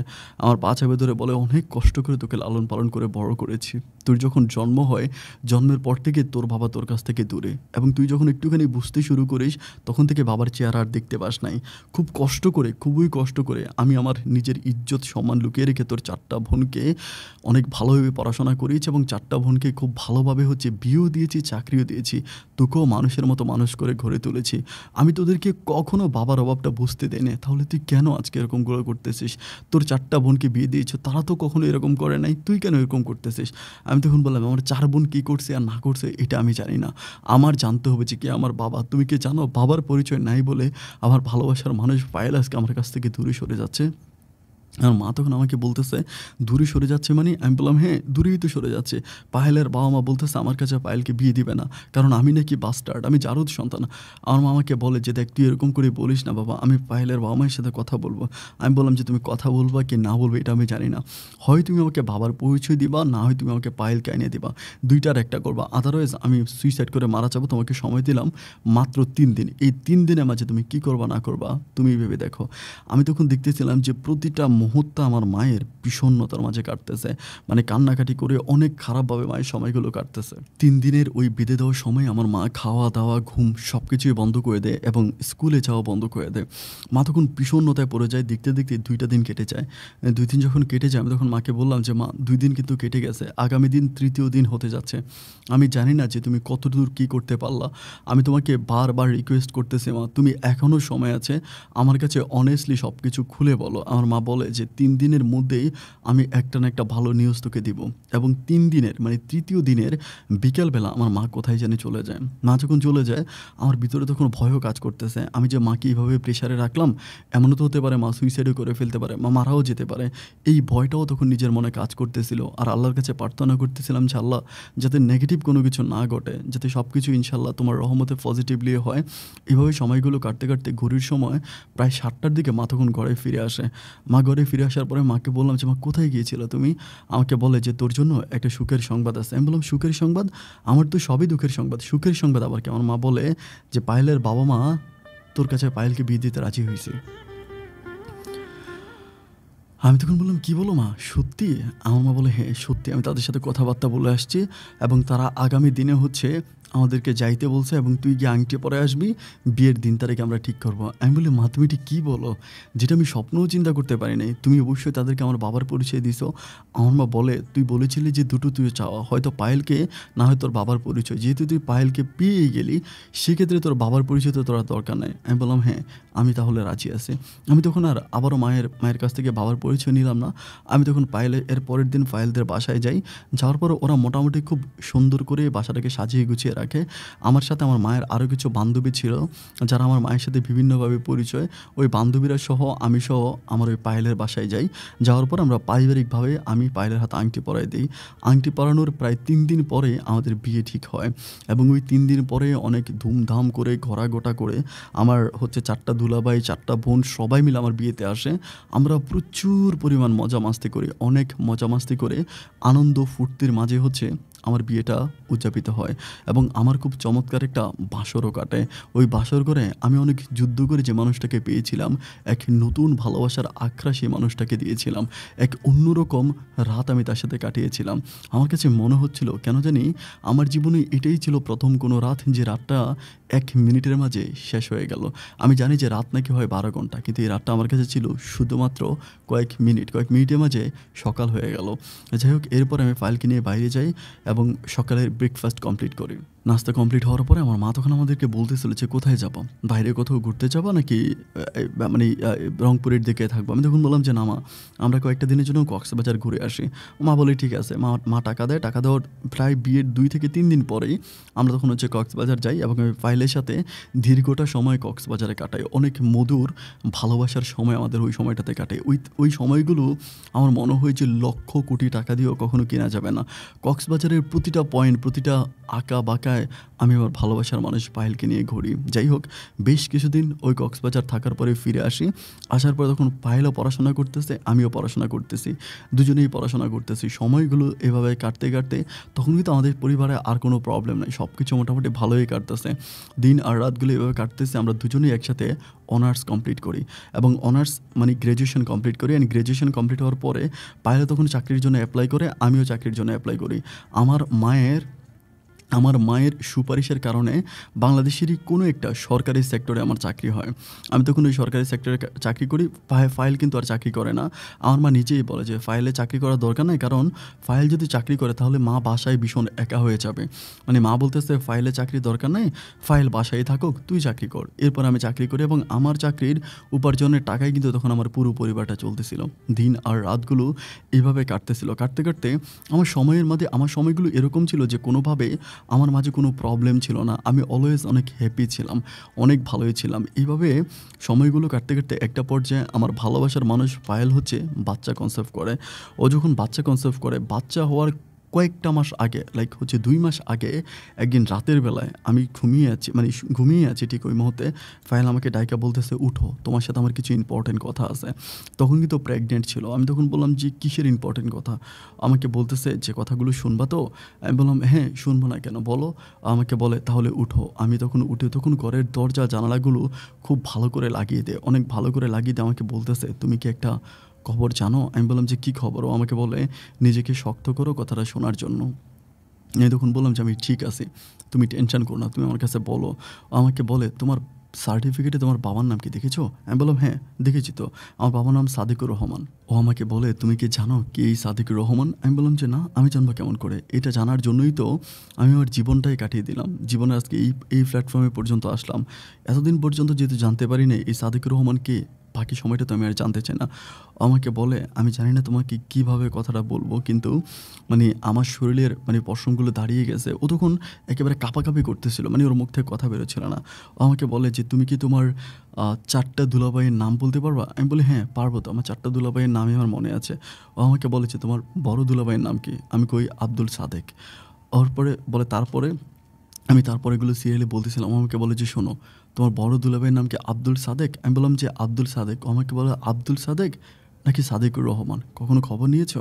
আমি বললাম যে আমি তো জানি যে আব্দুল সাদেক। আমাকে বলে যে না, তোমার বড় দুলাভাইয়ের নাম আব্দুল সাদেক নয়, তোমার বড় দুলাভাইয়ের নাম সাদেকুর রহমান। আমি বললাম কি এই সাদেকুর রহমান? আমাকে বলে যে ওই সাদেকুর রহমানই হচ্ছে তোমার তোমার জন্মদাতা, তোমার জন্মদাতা পিতা, তোমার বাবা। আমি বললাম কি? আমার জন্মদাতা পিতা সাদেকুর রহমান আমার বাবা যদি হয়, তাহলে আমার বড় বোনের হাজব্যান্ডকে? তখনও আমাকে বলে তোমার বড় বোনের হাজব্যান্ডই তোমার বাবা। আমি ঘটনাটা শোনার পর আমার শরীরের পশমগুলো তখন দাঁড়ায় গেছে। আমি তখন আর কথা বলতে পারতেছিলাম না। আমি বললাম যে তুমি এটা কী বলতেছো? আমি আজকে এতগুলো বৎসর যে পরিবারে বড় হয়েছি, এই পরিবারে আমার জন্ম হবার পরেই মানে যখন বুঝতে শিখি তখনই দেখি যে চুমকি আপুর জামাই হচ্ছে আব্দুল সাদেক, আমার দুলাভাই। কিন্তু তুমি আজকে বলতেছো যে আব্দুল সাদেক নয়, ওনার নাম হচ্ছে সাদেকুর রহমান এবং তিনিই হচ্ছে আমার জন্মদাতা পিতা। তোমার মাথা ঠিক আছে তো, নাকি বাচ্চা পেটে আসছে ভূতে টুতে ধরছো? আমাকে বলে যে না, আমাকে ভূতেও ধরে নাই, আমাকে জিনেও ধরে নাই, আমি সম্পূর্ণ রকমের ঠিক আছি। তুমি আমার কথাটা একটাবারের জন্য বুঝতে চেষ্টা করো, আমি যেটা বলেছি সেটাই সত্য। আমি তখন তাকে জিজ্ঞেস করলাম যে তুমি কীভাবে কথাটাকে সত্য বলতেছো, তুমি কী করে জানো যে এই কথাটাই সত্য? আমাকে বলে হ্যাঁ এটাই সত্য এবং তার যথাযথ প্রমাণ আমার কাছে আছে। হ্যাঁ বললাম বাহ বাড়ে বাহ, ভালোই তো, কী প্রমাণ তোমার কাছে আছে দেখি আমাকে বলো তো। আমাকে বলে যে প্রমাণ দেখতে চাও, তাহলে আমি তোমাকে প্রমাণ শোনাই, শোনো। তোমার মায়ের বান্ধবী যে আছে ওনাকে চিনো? আমি বলি যে হ্যাঁ চিনি তো, আমার মায়ের খুব ঘনিষ্ঠ একটা বান্ধবী ছিল যার নাম হচ্ছিল জ্যোৎস্না। আমি বললাম যে মানে জ্যোৎস্না খালাম্মাকে তো আমি চিনি। পরে বলে যে জ্যোৎস্না খালাম্মা মাঝে মাঝে আমাদের বাসায় আসতো না? আমি বলি হ্যাঁ আসতো তো, উনি তো অলওয়েজ আসে। ও আমাকে বলে যে আমি জ্যোৎস্না খালাম্মার মুখ থেকে এই কথাগুলো শুনেছি। আমি বললাম তো জ্যোৎস্না খালাম্মা কীভাবে তোমাকে কথাগুলো বললো? ও বলে যে আমি জ্যোৎস্না খালাম্মাকে খুব ভালো করে ধরেছি, মানে আমি তোমাদের বাসায় এতটা মাস থাকার পর আমার কাছে এটাই মনে হলো যে একমাত্র জ্যোৎস্না খালামুনি তোমার বাবার ডিটেলসটা জানে। কারণ আমি যতদূর জানি তোমার জন্মের আগেই জ্যোৎস্না খালামুনির সাথে তোমার মায়ের সম্পর্ক ছিল, তাহলে তোমার জন্মটা কার মাধ্যমে হয়েছে এটা উনিই জানবে। আমি তখন খুব কষ্ট করে ওনাকে ধরি, অনেক ইনিয়ে বিনিয়ে বুঝিয়ে কান্নাকাটি করে একরকম ওনার ভিতর থেকে আমি সত্য কথাটা বের করি এবং উনি আমাকে আমার মাথা ছুঁয়ে শপথ করায় এবং আমার পেটের বাচ্চা ছুঁয়ে পর্যন্ত শপথ করায় যাতে আমি এই কথাটা কখনো কারো কাছে না বলি। কিন্তু এরপরও আমি তোকে এই কথাটা বলে দিলাম, আমার বাচ্চাটার জানি না কী হবে। ও তখন বাচ্চাটার উপরে হাত দিয়ে মানে পেটে হাত দিয়ে প্রচণ্ড রকমের কান্নাকাটি করতেছে। আমি তখন বললাম শোনো, তুমি মন খারাপ করো না, যে মানুষ পেটের বাচ্চাকে দিয়ে কসম কাড়িয়ে তোমাকে কোনো কথা বলতে পারে, আমি 99% গ্যারান্টি দিয়ে বলতে পারি যে এই কথাটা সম্পূর্ণ মিথ্যে। জ্যোৎস্না আপুর জামাই কখনো আমার বাবা হতেই পারে না। আমি যতদূর জানি যে ভাইয়া যথেষ্ট ভালো মনের মানুষ, ভাইয়া শান্তশিষ্ট একটা মানুষ, খুব বেশি আমাদের বাসায় আসে না, কমই আসে, কিন্তু যখনই আসে অনেক ভাজার সাজার করে আসে এবং আমার মার সাথেও ওনার সম্পর্কটা অনেক ভালো। তুমি এটা কেমন কথা বলতেছ? আমাকে বলতেছে আমি যেটা বললাম সেটাই, এখন তুমি যাচাই বাছাই করো এবং যাচাই বাছাই করে তুমি ব্যাপারটাতে মানে জানো। আমি তখন বললাম যে ঠিক আছে। এভাবে দিনগুলো কাটতেছিল। নিজের মাথায় মধ্যে কিন্তু তখন টেনশন ঢুকে গেছে। মানে এত পরিমাণে টেনশন ঢুকে গেছে যে আমি নিজের জব পর্যন্ত করতে পারতেছি না। আমি প্রতিদিন হচ্ছে মানে একেবারে অফিসে সকালে যাইতাম এবং যথাসময়ে অফিস শেষ করে আমি বাসায় ফিরতাম। কিন্তু ব্যাপারটা এখন এরকম হইছে যে আমি অফিসে গিয়ে কখন অফিস থেকে বাসায় আসবো, আমি কখন এই ব্যাপার নিয়ে আমার বউয়ের সাথে চিন্তাভাবনা শুরু করব, এগুলো নিয়ে তখন আমার সময় কাটতেছিল। আমি তখন আর কোনোভাবেই কোনো কিছুর প্রতি নিজেকে অ্যাটেনশন করতে পারতেছিলাম না। আমি তখন আবারও এই ব্যাপারটা নিয়ে হচ্ছে আমি পায়েলের সাথে আবারও কথা বলি। কথা বলার পরে পায়েল আমাকে বলতেছে যে, "শোনো, আমি যেটা শুনেছিলাম এটা তুমি হয়তো বিশ্বাস করো না এবং এটা তোমার কাছে অবিশ্বাস্য মনে হয়। তবে আমি যেটা শুনেছি এটা চন্দ্র, সূর্য আর উপরের আল্লাহর মতোই সত্য। আমি তোকে জাস্ট একটা কথা বলি, তুমি একটা ইস্যু ধরো এবং ওই ইস্যুটা ধরলে তুমি মূল পয়েন্টে চলে যেতে পারবা।" আমি তখন বললাম যে, "মূল পয়েন্টে চলে যেতে পারবো ইস্যু কি?" আমাকে বলে, "কোনো না কোনোভাবে তোমার ওই বড় দুলাভাই মানে তুমি যাকে সাদেকুর রহমান বলতেছো আর মানে তুমি যাকে আব্দুল সাদেক বলতেছো, ওই আব্দুল সাদেকের ভোটার আইডি কার্ডটা চেক করো। ওনার তো ভোটার আইডি কার্ড আছে। উনি যেহেতু একটা ভালো জব করে, ভোটার আইডি কার্ড আছে অবশ্যই।" আমি বললাম, "হ্যাঁ।" বলে যে, "ভোটার আইডি কার্ডটা চেক করো, চেক করেই তুমি বুঝতে পারবা।" আমি তখন বললাম যে, "আচ্ছা ঠিক আছে, তোমার কথা আমি মানলাম।" এভাবে আমি তখন আমার বড় আপুর বাসায় একটু বেশি যাতায়াত করতে শুরু করি। আমার বড় আপুরও ছেলে-মেয়ে আছে, ২ টা ছেলে ১ টা মেয়ে আছে। তো বড় আপুর বাসায় যাই। মানে আগে কিন্তু আমি অতটা যাইতাম না। এখন মানে ২-৩ দিন পর বরাবর বাসায় যাই কোনো না কোনোভাবে দুলাভাইয়ের আইডি কার্ডটা চেক করার জন্য। কিন্তু কোনোভাবেই দুলাভাইয়ের আইডি কার্ড আমি হাতে পাই না। মানে আইডি কার্ডটা চেক করতে পারি না। চেক না করতে পারার কারণে এভাবেই সময়গুলো কাটতে আরও অনেক দিন কেটেছে। আমার দুলাভাই একটা বেসরকারি কোম্পানিতে চাকরি করে। একটা বেসরকারি কোম্পানিতে চাকরি করে। তো আমি তখন চিন্তা করলাম যে এভাবে যেহেতু হচ্ছে না, আমি দুলাভাইয়ের ওই কোম্পানিতে যাব। দুলাভাইয়ের ওই কোম্পানিতে গিয়ে আমি তখন ব্যাপারটা চেক করব। আমি তখন ওই দুলাভাইয়ের কোম্পানিতে যাই। ওই কোম্পানিতে গিয়ে একজন ভদ্রলোকের সাথে আমার সম্পর্ক মানে একটু মোটামুটি ভালো সম্পর্ক হয়। আমি তখন ওই ভদ্রলোকের সাথে কথাবার্তা বলে বললাম যে, "আমার দুলাভাই যে স্যালারি উঠায়, মানে আমি একটু স্যালারি শিটটা দেখতে চাই।" উনি কিন্তু আমার দুলাভাইয়ের মতোই পোস্টে চাকরি করে। উনি আমাকে বলে যে, "স্যালারি শিট তো দেখা যাবে না?" আমি বললাম যে, "প্লিজ আমাকে একটু স্যালারি শিটটা দেখান।" উনি বলে, "আচ্ছা ঠিক আছে, আমি স্যালারি শিটের ছবি উঠাইয়া আপনাকে দেখাবো।" আমি বললাম, "ঠিক আছে।" পরে উনি কিছুদিন পরে স্যালারি শিটের মনে হয় ছবি ওইটা আমাকে দেখায়। আমি তখন ওইটা দেখার পরে তাজ্জব হয়ে যাই। ওখানেও লেখা আব্দুল সাদেক। আমি তখন বলি যে, "তাহলে তো আমার বউ যেটা জানে সেটা সম্পূর্ণ মিথ্যে এবং আমার যে জ্যোৎস্না খালামণি আছে উনিও তো তাহলে মানে জ্যোৎস্না আন্টি আছে, উনিও তো তাহলে আসলে মিথ্যে আমার বউকে বলেছিল।" আমি তখন ওই ছবিটা নিয়ে ঘরে আসি। আসার পর আমার বউকে বলি যে, "তুমি না পুরা পাগলের মতো কথাবার্তা বলতেছো। তোমার মাথা-মুথা কোনো ঠিক নাই। দেখো দুলাভাই যে অফিসে চাকরি করে সে অফিস থেকে দুলাভাই আজকে এত বছর চাকরি করে, সে অফিসের স্যালারি শিটটার ছবি পর্যন্ত আমি আনছি। দেখো এখানে কি লেখা আছে। তুমি পড়ো।" ও বলে যে, "আব্দুল সাদেক।" আমি বললাম, "কি বলো?" "আব্দুল সাদেক লেখা আছে আর তুমি বারবার আমাকে বলো যে সাদেকুর রহমান।" ও আমাকে তখন বলে যে, "তুমি স্বামী হয়ে বউকে বিশ্বাস করো না? তুমি আমাকে বিশ্বাস করতেছো না?" আমি বললাম যে, "দেখো আমি তোমাকে বিশ্বাস আর অবিশ্বাসের কথা বলতেছি না। এমনও হতে পারে যে আমাদের এই পরিবারে প্রবলেম ধরে দেওয়ার জন্য হয়তো জ্যোৎস্না খালামণি তোমাকে মিথ্যেও বলতে পারে। জ্যোৎস্না আন্টি হয়তো তোমাকে মিথ্যেও জানাইতে পারে, তাই না? উনি হয়তো আমাদের পরিবারে প্রবলেমও ক্রিয়েট করতে চায়।" তখন আমার বউ পায়েল আমাকে বলে যে, "কেন? জ্যোৎস্না আন্টি কেন আমাদের পরিবারে প্রবলেম ক্রিয়েট করবে? জ্যোৎস্না আপুর কোনো স্বার্থ আছে? মানে ওই জ্যোৎস্না আন্টির কোনো স্বার্থ আছে আমাকে বলো। উনার স্বার্থটা কী? উনি কেন এই কাজটা করবে?" আমি তখন বললাম যে, "হয়তো আমার মায়ের উপরেই শত্রুতামি করে।" আমার বউ আমাকে তখন বলে যে, "তোমার কি মনে হয় যে তোমার আম্মার সাথে জ্যোৎস্না আন্টির কোনো শত্রুতা আছে?" এরকম আমি বললাম যে, "না, উপর থেকে দেখলে তো মানুষকে বোঝা যায় না।" এটা বলার পরে আমার বউ পায়েল তখন মুহূর্তের মাঝে হঠাৎ করে অনেকটা রেগে যায়। রেগে গিয়ে আমাকে বলে যে, তুমি আমাকে বিশ্বাস করতেছো না তো? আমার কথাগুলো তোমার কাছে ফানি মনে হচ্ছে? আমি তোমাকে জাস্ট ১ সপ্তাহের মধ্যে প্রমাণ করাই দিব, এই আব্দুল সাদেক নয়, সাদেকুর রহমান। উনিই সাদেকুর রহমান এবং উনিই তোমার জন্মদাতা পিতা। আমি নিজে তোমাকে প্রমাণ করাই দেব। Just wait and see 1 week. আমি তখন বললাম, "ঠিক আছে, দেখাও। আমি ১ সপ্তাহ তোমার জন্য অপেক্ষা করব যে তুমি ১ সপ্তাহে আমাকে কী দেখাও।" ঠিকই দিন আর রাতগুলো কাটতেছিল। ৩ দিন পর্যন্ত কেটে যায়। ৩ দিন কাটার পর আমি তখন ওকে বারবার জিজ্ঞেস করি যে, "কী ব্যাপার? কী ব্যাপার পায়েল? কিছু হইল? পাইলা কিছু?" ও বলে, "পাবো। অপেক্ষা করো, হয়ে যাবে।" ৪ দিন পরে ও আমাকে মানে একদিন সকালবেলা আমাকে বলে যে, "আমি একটু কৃষি ব্যাংকে যাব।" আমি তখন বললাম যে, "কেন কৃষি ব্যাংকে কেন যাবো?" ও বলে, "সকালবেলা যাবো, তুমি আমাকে কয়টা টাকা দিয়া যাও।" তো আমাকে বলে, "আমি তোকে ১০,০০০ টাকা দিয়ে যাই।" ও নাকি কৃষি ব্যাংকে কিসের অ্যাকাউন্ট করবে এটা বলে। আমি ঠিক আছে। তো কৃষি ব্যাংকে যায় এবং কৃষি ব্যাংকে গিয়ে ও অ্যাকাউন্ট করে। অ্যাকাউন্ট করে ও তখন মানে ও সকালবেলা যায় এবং আমি অফিস থেকে ফেরার পরেও আসে না। আমি তাকে কল দিলাম যে, "কি ব্যাপার? তুমি আসতেছো না কেন?" ও বলে, "চলে আসবো, তুমি টেনশন করো না।"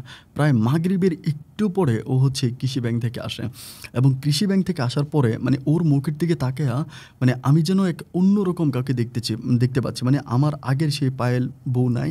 মানে ওর চোখ মুখ একদম লাল হয়ে আছে এবং অন্যরকমভাবে ওর এক্সপ্রেশন। আমি তখন বললাম যে, "কী ব্যাপার? তোমার কোনো সমস্যা? আমাকে বলো কী হয়েছে?" আমাকে বলে, "কিছুই হয় নাই, কিছুই হয় নাই।" এটা সেটা বলে ও জাস্ট আমাকে বিভিন্ন কথা বলে মানে আমাকে হচ্ছে স্কিপ করতেছিল। আমি বললাম যে, "দেখো, তুমি আমার কাছে সত্য কথা বলো যে কী হইছে? মানে প্রবলেমটা কি? তুমি ব্যাংকে গেলা অ্যাকাউন্ট করার জন্য অ্যাকাউন্ট করেছো?" আমাকে বলে, "অ্যাকাউন্ট করেছি।" আমি বললাম যে, "কেন অ্যাকাউন্ট করলা? তোমার তো ব্যাংকে কোনো অ্যাকাউন্ট করার দরকার নাই। তুমি তো কোনো জব করো না, কিছু করো না। আমার কাছ থেকে হাত খরচের টাকা নাও। তাহলে তোমার অ্যাকাউন্ট কেন করতে হবে?" আমাকে বলে, "অ্যাকাউন্টটা কেন করেছি সেটা বুঝার মতো বুদ্ধি যদি তোমার মাথায় থাকতো তাহলে আব্দুল সাদেককে মানে সাদেকুর রহমানকে তুমি আব্দুল সাদেক বলতা না।" আমি তখন বললাম যে, "আচ্ছা ঠিক আছে। তুমি আমার বউ, তুমি অনেক বুদ্ধিমান, অনেক মেধা তোমার মাথায়। তুমি মানে অনেক বেশি ইন্টেলিজেন্ট। আচ্ছা ঠিক আছে। আমি অনেক সরি।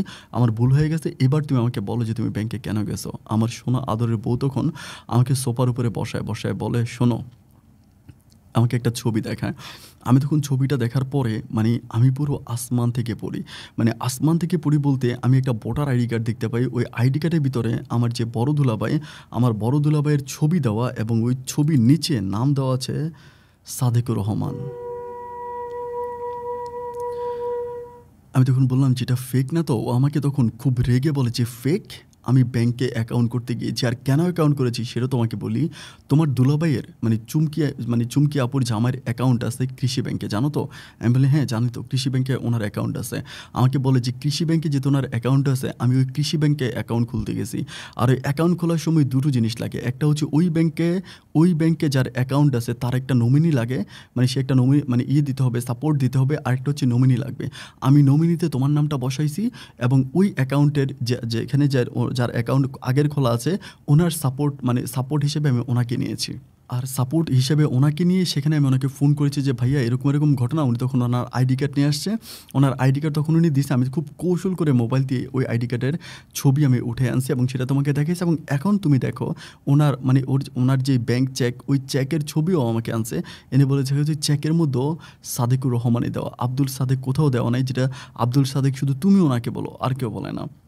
আমি তখন বললাম যে আ মানে ও আমাকে বলে যে, "হ্যাঁ, এটাই সত্য। এই সাদেকুর রহমানই হচ্ছে তোমার বাবা এবং ইনিই তোমার জন্মদাতা পিতা।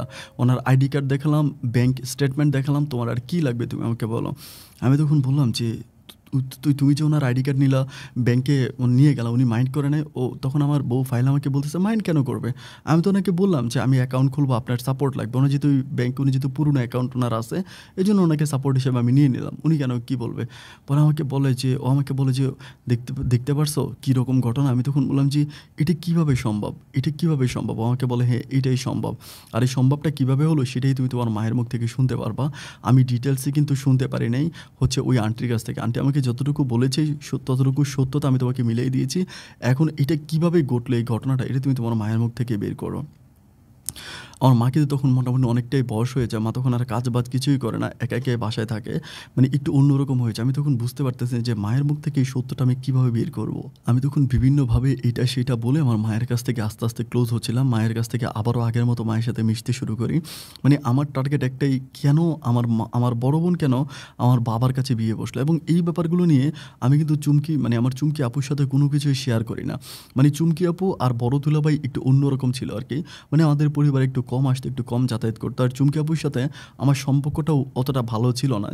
যেরকম হচ্ছে সালমা আপু, সাদিয়া আপু, সাফিয়া আপু, ওদের সাথে যেরকম আমার ভালো সম্পর্ক, চুমকি আপুর সাথে কিন্তু আমার এরকম ভালো সম্পর্ক না। যাই হোক, এভাবে সময়গুলো কাটাইতেছি আর চিন্তা করতেছি যে মানে আমি কোনো না কোনোভাবে মায়ের মুখ থেকে এবার সত্যটা শুনবো।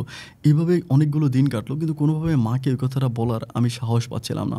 কোনোভাবেই সাহস পাচ্ছিলাম না। সাহস না পাওয়ার পরে আমি একদিন আমাদের মাকে বলি যে, "মা, আমাদের অফিসে মানে অনেক বড় একটা প্রোগ্রাম হবে, তুমি ওই প্রোগ্রামে চলো।" এটা মাকে বলি।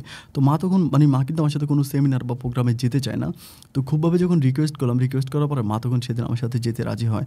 আমার সাথে যখন যেতে রাজি হয়, ওখানে যাওয়ার পরে আমি আমার আরেকটা পরিচিত একটা ফ্রেন্ড আছে, ওকে বলে রাখি যে তুই আমাকে বাস্টার্ড বলে ডাকবি, আমার পাশে বসা তুই আমাকে বাস্টার্ড বলে ডাক দিবি। ওরে আমি আগেই বলে রাখি আর কি সব কিছু।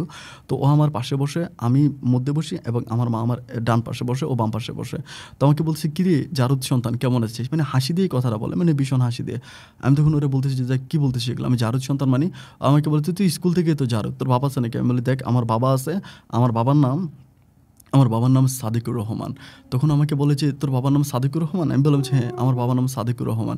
পরে আমাকে বলে যে তোর বাবার নাম সাদিকুর রহমান মানে? আমি বললাম যে হ্যাঁ আমার বাবার নাম সাদিকুর রহমান, কিন্তু আমার বাবাকে আমি মানে আমার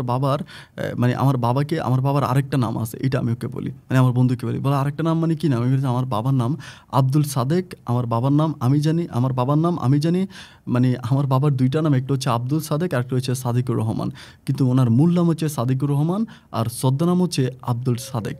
এটা বলি। এটা বলার পরে মানে মাকে শুনিয়ে কথাগুলো বলি। বলার পরে মা তখন ওখান থেকে লাফ দিয়ে উঠে যায়। উঠে গিয়ে মা তখন বলতেছে যে আমার বলে যে মমিন তুই পরে আয়, আমি বাসায় যাচ্ছি। এটা বলে মা তখন ওখান থেকে বাসায় চলে যায়। আমি তখন আসলে প্রোগ্রাম কিছুই না, প্রোগ্রাম থেকে উঠেও আমি তখন মায়ের পিছনে যেতে থাকি। বাসায় যাওয়ার পরে মা তখন মায়ের রুমে গিয়ে মা তখন দরজা লাগিয়ে দেয়। মা তখন বের হয় না। রাত হয়েছে, রাতেও মা তখন ঘর থেকে বের হয় না। আমি তখন দরজা ঠোকাচ্ছি, মা বের হো, দরজা বারবার খোঁজাচ্ছি, মা তখন বেরই হয় না। মানে কোনোভাবেই মা ঘর থেকে বের হচ্ছে না। আমি বুঝতে পারতেছি না বের কেন হচ্ছে না। আমি তখন মাকে বললাম যে মা তুমি কি বের হবো নাকি আমি দরজা ভেঙে ফেলবো? যখন খুব ধমক দিচ্ছিলাম ওই সময় মা বের হয়। বের হওয়ার পরে আমি তখন বললাম যে মা তুমি আমার কাছে বলো যে কী হয়েছে, তুমি কেন ওখান থেকে চলে আসছো? মা আমাকে বলে যে দেখ আমি তোর কাছে একটা রিকোয়েস্ট করি, আমি জানি তুই আর তোর বউ পাগলা কুকুরের মতো আমার পিছনে ঘুরতেছিস শুধু তোর বাবার ঠিকানা জানার জন্য। আমি বলি আমি আমার বাবার ঠিকানা জানি তো। আমার মা তখন আমাকে বলে যে তুই যেটা জানিস ওই জানার মাঝে অনেক ভুল আছে, আমি তোর কাছে একটা মা হিসাবে একটা রিকোয়েস্ট করবো, তুই আমার রিকোয়েস্ট রাখবি? আমি তখন বললাম যে আচ্ছা ঠিক আছে রাখবো, বলো আর কি রিকোয়েস্ট তুমি আমাকে করবা? আমার মা আমাকে বলেছে আমি তোর কাছে হাত জোর করে ক্ষমা চাই, তোর বাচ্চারা দুনিয়াতে আসার আগ মুহূর্ত পর্যন্ত তুই আর পাগলামি করিস না। তোর বাবুটা দুনিয়াতে আসুক, তোর বাবুটা দুনিয়াতে আসলে এরপরে আমি তোর বাবুটাকে কোলে নিয়ে সমস্ত সত্য ঘটনাগুলো তোর কাছে খুলে বলবো। আমি তখন বললাম ও তার মানে আমার বাবু দুনিয়াতে আসা পর্যন্ত আমাকে অপেক্ষা করতে হবে? আমার মা বলে হ্যাঁ, তোর বাবুটা দুনিয়াতে আসা পর্যন্ত তুই অপেক্ষা কর, তোর বাবু যখন এই দুনিয়াতে আসবে আমি তখনই তোর কাছে সমস্ত সত্য ঘটনাগুলো খুলে বলবে, তখন তুই বাস্তবতার সাথে মিলিয়ে নিবি যে কথাগুলো আসলে কতটুকু বাস্তব। আমি বললাম ঠিক আছে। এভাবে দিন আর রাতগুলো কাটতে একটা সময় আমার বাবু হচ্ছে আমার একটা হচ্ছে ছেলে সন্তান হয়, এবং সবচেয়ে দুঃখজনক ব্যাপার হচ্ছে আমার এই ছেলে সন্তানটা যে হয় মানে ওর একটা হাতের মানে এক অংশ থাকে না, মানে ডান হাতের মানে অর্ধেক থাকে না, সব কিছু ঠিক থাকে কিন্তু হাতের এই সমস্যাটা তো হওয়ার পরে আমার ভিতরে তখন খুব কষ্ট লাগে যে এরকমটা কেন হইলো, বাবুটা এরকমটা কেন হলো। তখন আমার মা মানে আমার বউ তখন আমার মায়ের উপরে খুব রেগে যায়, মানে রেগে গিয়ে বলতেছিল যে শুধুমাত্র মানে আপনার জন্য আমার ছেলেটা এরকম হয়েছে, মানে ওরকম কান্নাকাটি করে আমার বউ তখন বলতেছিল, মানে এটা ও একটু সুস্থ হওয়ার পরে আর কি। পরে আমার মা বলতেছে আমার জন্য, মানে বলে হ্যাঁ আপনার আপনার আপনার এরকম আগের স্বামীর ঘটনা আমি মানে আপনি যে আপনার বড় মেয়ের জামাই যে আপনার স্বামী, এটা তো আপনার বান্ধবী জ্যোৎস্না আমাকে বলেছিল, মানে জ্যোৎস্না আন্টি বলেছিল। জ্যোৎস্না আন্টির কাছে আমি শপথ করেছিলাম আমার পেটের বাবুকে হাত দিয়ে শপথ করেছিলাম যে আমি এটা কাউকে বলবো না, কিন্তু আমি আমার স্বামীকে বলে দিছি, হয়তো এই কারণে আমার ছেলের একটা হাত এরকম হয়েছে। আমার মা তখন আমার বউকে বলতেছিল যে তুমি কি পাগল হয়ে গেছো, এরকম তো অসংখ্য ঘটনা আছে, অসংখ্য ছেলে কানা হয়, মানে চোখে দেখতে পায় না, নাক কানা হয়, মরা হয়, হাত পা ছাড়া হয়, ওরা যদি দুনিয়াতে আসে তাহলে কি ওরা প্রত্যেকে এরকম কাহিনীই করে? আমার বউ তখন আমাকে বলে যে হ্যাঁ এরকম কাহিনী হয়েছে বলে আমার সন্তানটা এরকম হয়েছে, তা না হলে আমার সন্তানটা এরকম হইতো না। ও তখন মানে যেহেতু সন্তানটা একটু মানে এরকম হয়েছে তো মা হিসেবে ওর খারাপ লাগবে, তখন কান্নাকাটি করে। আমার মাও তখন আর আমার বউয়ের সাথে কথা বলে না। আমার বউ এবং মায়ের মাঝে তখন তুমুল পরিমাণের একটা ঝগড়া শুরু হয়, মানে দুজনের মতো করে থাকতে শুরু করে।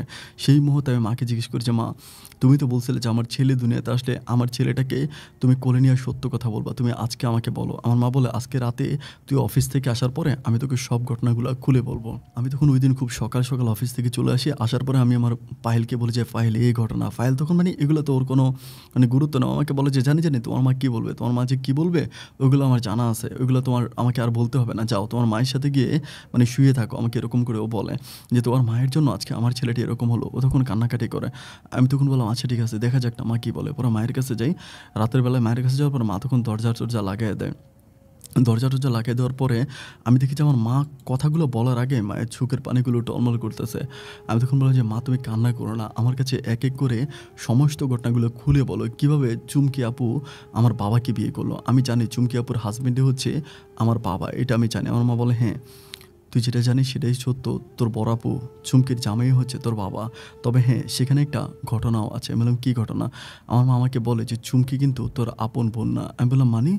পরে আমার মা আমাকে বলে যে, চুমকি, তারপরে সালমা, সাদিয়া, সাফিয়া ওরা নাকি সবাই আমার সৎ বোন।" আমি বলি, "মানে ৪ টি আমার সৎ বোন?" আমার মা বলে, "হ্যাঁ।" মা বলে, "চুমকি, সালমা এবং সাদিয়া এবং হচ্ছে তারা হওয়ার পরে তখন সাফিয়া অনেক ছোট ছিল। মানে অনেক ছোট ছিল, মানে চুমকি তখন অনেক বড় ছিল। চুমকির বয়স তখন প্রায় ১৪ র কাছাকাছি। ১৪ বছর বয়স চুমকির এবং সালমার বয়স তখন এরকমই ছিল। সিরিয়ালে তোর এই বোনগুলো ছিল এবং তাদের যে বাবা ছিল, তাদের বাবা ছিল মানে আমাকে যে মানুষটার কথা বললাম আসলে তার নামটা মুখে নিতে পারতেছি না। উনি মোটামুটি মানে নামকরা একজন বাংলা মুভির পরিচালকও বলা চলে এরকম। বলে যে উনি অনেক ভালো একজন পুরনো পরিচালক, এরকম মুভি-টুভি বানাইতো। কলকাতার অনেক মুভি বানাইছে, নামকরা একজন পরিচালক। কিন্তু উনার চরিত্রে অনেক প্রবলেম ছিল। উনি বিভিন্ন জায়গায় মেয়ে নিয়ে পড়ে থাকতো, এটা করতো, এটা করতো। এরকম সমস্যা তো কোনোদিনও আমাকে মানে স্ত্রী হিসাবে মূল্যায়ন করতো না। আমি ওনার কাছ থেকে অপমান, অপদস্থগুলো সহ্য করতে না পেরে একটা পর্যায়ে আমি তখন ওনাকে ছেড়ে হচ্ছে তোর বাবা এখন যে বর্তমান মানে তোর বড়াপুর হাসব্যান্ড সাদেকুর রহমান, ওনার সাথে আমার সম্পর্ক হয়। উনি কিন্তু বয়সে তখন আমার অনেক ছোট ছিল। মানে অনেক ছোট। আমি ওনার বয়সের ডাবল ছিলাম। ওনার সাথে কোনো না কোনোভাবে আমার রিলেশন হয়। রিলেশন হওয়ার পরে আমি তখন হচ্ছে তোর ওই বাবাকে রেখে মানে যিনি মেয়েদের বাবা ছিল আরকি, ওনাকে রেখে আমি তখন সাদেকুর রহমানের সাথে পালিয়ে চলে আসি। মানে পালিয়ে চলে আসি, মেয়েগুলোকে ওখানে রেখে আসি। মেয়েগুলোকে নিয়ে আসি না। আমি তখন তোর বাবার সাথে চলে আসি। তোর বাবার সাথে আসার পরে আমার কিন্তু ওই সময়ে জব ছিল। আমি তখন একটা পার্ট টাইম জব করতাম। পার্ট টাইম জব করার সময়ের এই ঘটনাগুলা। তো আমি তখন ওইখান থেকে চলে আসি। চলে আসার পরে মানে তোর বাবার কাছে আসি। তোর বাবার কাছে আসার পরে আমি তোর বাবাকে নিয়ে, তোকে নিয়ে এভাবেই কাটতেছিল সময়গুলো। আর ওই সময় আমার মা নাকি প্রাইমারি স্কুলে চাকরি এবং সেটার মাঝে অনেক ঘটনা আছে। অনেক ঘুষ-টুস নিয়ে আমার মা চাকরি হয় আরকি। এটা আমাকে বলল। অনেক ঘুষ-টুস দেয় আমার বাবা। মানে সাদেকুর রহমান অনেক ঘুষ-টুস দিয়ে আমার মাকে চাকরিটা দেয়। মায়ের চাকরি হয়ে যেহেতু মায়ের বয়স হয়ে গেছিল, বয়সের সাথে মিলতেছিল না। কারণ মা অনেক ডিপ্রেশনে পড়ে গেছিল। ওই সময় মাকে ব্যস্ত রাখার জন্য আমার বাবা এই কাজটা করে। তো যখন আমার মায়ের চাকরি হয়, মায়ের চাকরি হওয়ার পরে মা তখন আমার বাবাকে নিয়ে খুব ভালো করেই থাকতেছিল। কিন্তু ওই সময় আরেকটা প্রবলেম দেখা যায়, সেটা হচ্ছে আমার যে বোনগুলো ছিল, আমার বোনগুলো ওইভাবে আমার বাবার উপরে নির্যাতিত হতে শুরু হলো। আমার যে বড় বোন ছিল চুমকি, আমার চুমকি মানে আপু কিন্তু অনেক লম্বা, ফর্সা, সুন্দর একেবারে সিনেমার নায়িকাদের মতো দেখতে ছিল। ওই সময় নাকি আমার ওই বাবা চুমকি আপুকে দিয়ে সিনেমাতে কাজ করাবে, সিনেমাতে নিয়ে যাবে। তো আমার মায়ের ইচ্ছা ছিল যে মা চুমকি আপুকে ৫ ওয়াক্ত নামাজ পড়াবে এবং খুব ঈমানদার হিসেবে রাখবে। আমার মা তখন বলতেছিল যে না, মানে চুমকি আপু আমার মায়ের সাথে যোগাযোগ করতেছিল। মা তখন বলছিল যে, "না, তুই সিনেমা-টিনেমা এগুলোতে যাইস না। এগুলা ভালো না। তুই এগুলোতে যাইস না। তুই এগুলো ছেড়ে চলে আয়। এগুলো করিস না।" মানে বারবার হচ্ছে চুমকি আপুকে মা এগুলো বলত। কিন্তু আমার বাবা চুমকি আপুকে প্রচুর প্রেশার দিত যে না, মানে আমার ওই বাবা আরকি চুমকি আপুর রিয়েল যে বাপ, সে চুমকি আপুকে প্রেশার দিত যে না, তোকে সিনেমা বানাতে হবে এবং সিনেমার বিভিন্ন লোকদেরকে আমার বাবা নাকি তখন ঘরে নিয়ে আসতো এবং আসার পরে একটা সময় বিভিন্নভাবে আমার চুমকি আপুর উপরে যৌন হয়রানি শুরু হলো। হয়রানি হওয়ার পরে মা হিসাবে আমার মা তখন এই ব্যাপারটা নিয়ে সাদেকুর রহমান, মানে আমার ওই বাবা, বর্তমান যিনি বাবা আছে, ওনার সাথে আলাপ করে। ওনার সাথে আলাপ করার পরে উনি তখন আমার মাকে ওনার কাছে কিন্তু টাকা পয়সা ছিল, প্রচুর টাকা পয়সা ছিল। উনি তখন আমার মাকে বলতেছিল যে, "একটা কাজ করো, তুমি মেয়েদেরকে তোমার কাছেই নিয়ে আসো। তোমার কাছে নিয়ে আসো, ওই লম্পটের কাছে মেয়েগুলোকে রাইখো না।" এরপরে আমার মা কি করে, আমার ওই ৪ টা বোনকেই একসাথে আমার ওই মানে বর্তমান যিনি সাদেকুর রহমান, ওই সাদেকুর রহমানের বাসায় নিয়ে আসে। একই বাসায় আমরা তখন হচ্ছে থাকতেছিলাম। মানে আরেকটা ব্যাপার এখানে একটু স্কিপ করে গেছি আমি। সাদেকুর রহমানের বাড়ি হচ্ছে গিয়েছিল ইয়েতে, মানে উনি ঢাকাতেই থাকতো। আমার মাও তখন ঢাকাতেই থাকতো। আর আমার যে সাদেকুর রহমানের বাড়ি হচ্ছে ইয়েতে ছিল, মানে রংপুরে ছিল, যিনি আমার বর্তমান বাবা। এবং আমার যে মা ছিল, আমার যে মা এবং আমার আগের বাবা এবং আমার যে বোনগুলা, তারা সবাই ঢাকাতে থাকতো। আমার আগের বাবা ওই ঢাকা থেকে আমার বোনগুলোকে নিয়ে আমার মা হচ্ছে চলে আসে রংপুরে আসার পর আমার ওই বাবার সাথে মানে আমার যে বর্তমান বাবা সাদেকুর রহমানের সাথে আমার মা একইভাবে থাকতেছিল। তা আমার মা যেহেতু জব করে ওই সময় মা জবের জন্য অনেক ব্যস্ত হয়ে যায়। মা তখন জব করতেছে আর আমার ৪ টা বোনই তখন হচ্ছে ঘরে থাকে, মানে একই বাসায় থাকতেছে। এভাবে দিন আর রাতগুলো কাটতে কীভাবে একমাত্র আল্লাহই ভালো জানে। আমার মা কান্নাকাটি করতে বলে যে আমি জানি না, আমার উপরের আল্লাহই ভালো জানে যেটা কীভাবে হলো। একটা পর্যায়ে মা নাকি হঠাৎ করে মানে দেখে যে আমার যে বড় আপু মানে আমার যে চুমকি আপু নাকি মানে মা তখন স্কুলে থাকে, হঠাৎ করে এলাকার অনেকগুলো মানুষ মানে আমার মাকে যে স্কুল থেকে আনে যে আপনি তাড়াতাড়ি আসেন একটা ঘটনা আছে। মানে তখন আমরা অন্য একটা এলাকাতে থাকতাম, এখন যে এলাকাতে আছি ওই এলাকাতে না, অন্য একটা এলাকাতে অন্য একটা স্কুলে আমার মা চাকরি করতো। তো সেখানে সবাই কান্নাকাটি করে আমার মাকে ডাকতেছিল যে আপনি তাড়াতাড়ি আসেন একটা ঘটনা ঘটছে। আমার মা তখন দৌড়ে বাসায় আসার পরে দেখতে পারি যে মহল্লার সমস্ত মানুষগুলো আমাদের বাসার সামনে দাঁড়ায় আছে। আমার মা তখন সবাই সামনে, আমার বড় বোন চুমকি তখন কান্নাকাটি করতেছে, মানে প্রচুর কান্নাকাটি করতেছে। আর আমার বাবা যে সাদেকুর রহমান বাবা তখন বাসায় নেই। চুমকি আপুর এরকম কান্নাকাটি দেখার পরে আমার মা নাকি তখন চুমকি আপুকে জিজ্ঞেস করলো যে কী হয়েছে, তুই কান্নাকাটি করতেছিলি কেন, মানে কান্নাকাটির কারণটা কি এটা বল। ওই সময় কিন্তু আমি দুনিয়াতে আসছি, আমার জন্ম হয়েছে, বাট আমি ওই সময় কিন্তু কোনো কিছু বুঝি না, ছোটো মানুষ আর কি, কোনো কিছু বুঝি না। তো পরে আমার চুমকি আপু নাকি মাকে কান্নাকাটি করে বলতেছিল যে মা তোমার যে বাবা ছিল ওই বাবা আমার জীবন নষ্ট করছে। মানে এলাকার লোকগুলোকে বলছে চুমকি আপু নাকি ট্রেনের নিচে পড়তে গেছিলো, মানে ওইখান থেকে এলাকার লোকেরা চুমকি আপুকে বাসায় নিয়ে আসছে এবং কিছু লোক স্কুল থেকে আমার মাকে ডাইকে আনছে। পরে মা বলতেছিল যে চুমকি আপু নাকি বললো যে তোমার ওই স্বামী মানে স্টেপ ফাদার যেকে বলে, মানে আমার মায়ের হাজব্যান্ড, মানে চুমকি আপুর সৎ বাবা যিনি বর্তমানে সাদেকুর রহমান নাকি যেভাবে হোক চুমকি আপুর সাথে শারীরিক সম্পর্ক করে এবং চুমকি আপুকে প্রেগনেন্ট করে, ওনার পেটে বাচ্চা আছে। এবং বাচ্চা আসার পরে চুমকি আপু এই জীবনটাকে নিতে পারতেছিল না। একে তো প্রথম যে বাবা ছিল সেও শারীরিকভাবে তাকে নির্যাতন করলো এবং নির্যাতন করার পরে সেকেন্ড পর্যায়ে সে যার কাছে আসলো আশ্রয়ের জন্য, ওই সাদেকুর রহমানও তাকে এইভাবে অত্যাচার করলো এবং তার পেটে বাচ্চা পর্যন্ত দিয়ে দিল। সে তো এটা আর কারো কাছে বলতেও পারবে না, লোক সমাজে তো এটা জানাইতেও পারবে না, যে কাউকে বলতেও পারবে না যে মানে এরকমভাবে বাবা নিজের মেয়ের পেটে বাচ্চা দিয়েছে। পরে আমার ওই চুমকি আপু তখন বলতেছিল যে এই জন্য আমি নিজের জীবন শেষ করে দেওয়ার জন্য রেল স্টেশনে মরতে গেছিলাম, কিন্তু এই মানে লোকগুলো আমাকে ওখান থেকে নিয়ে আসছে। আমার মা তখন বলতেছিল যে তুই মরে গেলেই সব সমাধা হয়ে যেত। তো আমার মা তখন কী করলো, ওই এলাকারই কিছু গণ্যমান্য লোক আছে, অনেক নামি দামি লোক, তাদের সাথে কথাবার্তা বলতে শুরু করলো এবং হুজুরের সাথে কথাবার্তা বললো। এলাকার মসজিদের যে হুজুর আছে হুজুরের সাথে কথাবার্তা বললো। হুজুর থেকে শুরু করে এলাকার সমস্ত মানুষগুলো আমার মাকে বলতেছিল যে একটা কাজ করেন, এইভাবে তো আসলে চলতে দেওয়া যায় না, যেহেতু আপনার মেয়ের সাথে আপনার হাজব্যান্ডের এই সম্পর্কটা হয়েই গেছে, সে কিন্তু আপনার স্বামী আর নাই। আপনি একটা কাজ করেন, আপনি তাকে ডিভোর্স করান, তার সাথে আপনি ডিভোর্স হয়ে যান এবং ডিভোর্স হয়ে যাওয়ার পরে আমরা কী করব, নতুন করে চুমকির সাথে সাদেকুর রহমান মানে আপনার হাজব্যান্ডের আবারও বিয়ে দিব এবং ইসলামিক দৃষ্টিকোণ থেকে এটার বৈধতা পাবে।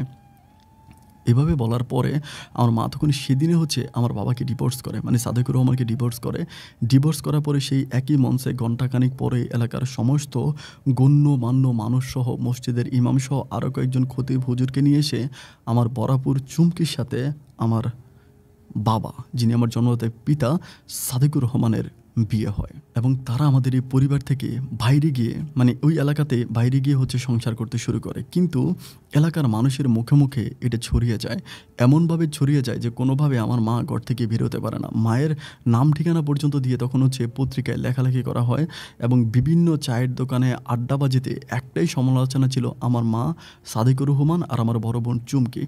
এমন পরিপ্রেক্ষিতে, এমন কথাবার্তার প্রেক্ষিতে একটা পর্যায়ে আমার মা রংপুরের ওই এলাকা ছেড়ে, মানে যে এলাকায় আমার মা চাকরি করতো ওই এলাকা ছেড়ে রংপুরের একদম শহরের দিকে আমার মা চলে আসে। শহরে এসে আমার মা নতুন করে ওখানে বসবাস করতে শুরু করে এবং আমার দুলাভাইও ওই এলাকাতে, মানে ওই এলাকা থেকে আরেকটা এলাকাতে সেটেল হয়ে যায়, আমাদের বাসা থেকে অনেক দূরে ওখানে সেটেল হয় এবং আমার মা তার চাকরিতে ওখান থেকে ট্রান্সফার করে শহরের ওইদিকে চলে আসে। ট্রান্সফার হয়ে এরপর থেকে আমি আসি, মানে আমি বড় হতে শুরু করি, এরপর থেকে আমার ঘটনাগুলো ঘটলো। এই কথাগুলো বলতে স্যার আমার মা তার চোখের পানিগুলো ঝরাচ্ছে, কান্না করতে করতে একটা সময় মা ফ্লোরের মধ্যে শুয়ে পড়ে। আমি তখন মাকে বুঝাইলাম, মা শোনো, যা হবার তো হয়ে গেছে, এখানে তো তোমার কোনো দোষ ছিল না। মা বলে আমার দোষ ছিল না, আমি চাকরির জন্য হচ্ছে চলে যেতাম বাইরে, আর এই সুযোগে ওই লম্পট সাদেকুর রহমান যার হাতটা ধরে আমি আমার পুরনো স্বামীকে ছেড়ে এসেছি, সে তোর বোনের সাথে এরকম অনৈতিক কাজ করতে শুরু করলো। আর আরেকটা ব্যাপার হচ্ছে আমি খুবই অবাক, মানুষের উপর থেকে চেনা জানা যে মানুষ কেমন। আমরা যেরকম আকাশের দিকে তাকালে আমরা বলেছি এটাই আকাশ, কিন্তু না, এটা আকাশ না, এটা আবের একটা আবরণ আবরণ মাত্র। ওই আবের আবরণ থেকে আকাশ যে কত দূরে, যা খালি চোখে কখনো দেখাও যায় না। ঠিক তেমনি দূর থেকে একটা মানুষকে আমরা যতটা আপন মনে করি, কাছে মিশলেই বোঝা যায় যে মানুষটা কেমন। তোর একটা বাবাকে ছেড়ে আমি তখন এই সাদিকুর রহমানের হাত ধরেছি, কিন্তু কখনোই স্বপ্নও চিন্তা করি নাই যে লম্পট আমার বড় মেয়ের উপরে নজর দেবে। ও আমাকে বলেছিল যে মেয়েটা তো এখানে নির্যাতিত হচ্ছে, অপমানিত হচ্ছে, তোমারই তো মেয়ে, আমারই তো মেয়ে, এখানে নিয়ে আসো। আমি তখন এখানে নিয়ে আসলাম এবং আনার পরে ওর ওই বাপের চেয়েও এই বাপ আরও খারাপ ছিল। আমি তখন মাকে বললাম যে মা, ওর যে পুরনো বাবা ছিল, মানে আমার যে সৎ বাবা, ওই বাবার সাথে তুমি কোনো যোগাযোগ করেছো? আমার মা বলে যে না, উনি মারা গেছে এবং ওনার সাথে আমি আর কখনোই যোগাযোগ করি নাই। এভাবেই জীবন কাটতেছিল। আমি তখন বললাম যে মা, এটা কেমন কথা হয়ে গেল, আমাদের জীবনটা কেন এরকমটা হয়ে গেল? ও তখন বলে যে, আমার মা তখন বলে কি করব, কিছু তো করার নাই, এটাই হয়তো বাস্তবতা, এই বাস্তবতাকে মেনে নিয়েই আমি আমার জীবনটা কাটিয়ে দিচ্ছি, তুইও তোর জীবনটা কাটিয়ে দে। মায়ের সাথে কথা বলতে বলতে ঘড়ির সময় রাত প্রায় 2টার মতো বেজে যায়, রাত 2টা বাজে। আমি তখন মায়ের ঘর থেকে বেরিয়ে আমার ঘরে আসার পর আমার বউ তখন আমার ছেলেটাকে কোলে নিয়ে বসে আছে। আমার বউ তখন আমাকে বারবার বলতেছে যে কী হয়েছে, কী কথা হয়েছে মায়ের সাথে বলো, মায়ের সাথে কী কথা হয়েছে বলো। আমি তখন আমার বউকে কিছুই বলি না, আমি কিছুই বলতে চাই না। ও আমাকে বলে যে তোমার 2টা পায়ে ধরে তুমি বলো না কী হয়েছে, মার সাথে কী কথা হইলো বলো। যখন খুবভাবে আমাকে ধরে, ফজরের কিছুক্ষণ আগের ওই মুহূর্তে আমি তখন আমার বউয়ের কাছে সমস্ত ঘটনাগুলো খুলে বলি যে আমার মাকে তুমি দোষারোপ করো না, এই ঘটনা। আমার বউ আমার কাছ থেকে কথাগুলো শোনার পরে সে তার ছেলেটাকে বুকে জড়িয়ে ধরে কান্না করেছে। আমি এমন একটা পরিবারে বউ হয়ে গেলাম, আমি কখনো চিন্তাই করতে পারিনি। আমি তোকে বললাম যে তুমি মন খারাপ করো না, আমি তো আছি, আমি সব কিছু সামলে নেব। সময়গুলো এভাবে কাটতেছিল। একটা পর্যায়ে আমার বউ আমার শ্বশুর বাড়িতে বেড়াতে যায় এবং মেয়েদের পেটে যে কথা হজম হয় না তারই জ্বলন্ত প্রমাণ ছিল আমার বউ। আমার বউয়ের কথাটা তার বান্ধবী, তার পাড়া প্রতিবেশী সবার কাছে বলতে শুরু করে। সবার কাছে বলতে শুরু করতে করতে একটা পর্যায়ে কথাগুলো তার বাবা মায়ের কানে চলে যায় এবং পুনরায় আবারও আমার মা আগে যে এলাকাতে ছিল, যেভাবে কথাগুলো ছড়িয়েছিল, আমার মা ওই এলাকা ছেড়ে এই এলাকাতে আসছে এবং এই এলাকাতেও আমার বউ সেমভাবে কথাগুলো ছড়িয়ে দেয়। এক কান দুই কান হতে হতে কথাগুলো তখন বাতাসের মতো ছড়িয়ে যায় পুরো মহল্লাতে। আমার মা তখন আবারও ঘর থেকে বের হতে পারে না, পুনরায় আবারও সেই প্রবলেম দেখা দেয়।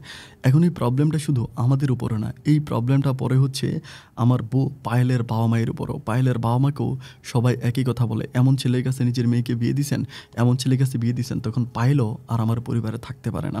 ওর বাবা মা তখন বলে যে না, এরকম একটা পরিবারের অঘটন ঘটা একটা পরিবারে কখনোই আমি আমার মেয়েকে রাখবো না। তখন পায়েল কান্নাকাটি করে আমার সাথে থাকতে চায়। পায়েল আমাকে বলে যে না, আমি তখন পায়েলকে বলি যে তুমি কী করলা? ও আমাকে বলে যে আজ আমার ভুলে আমার সংসারটা ভেঙে গেল।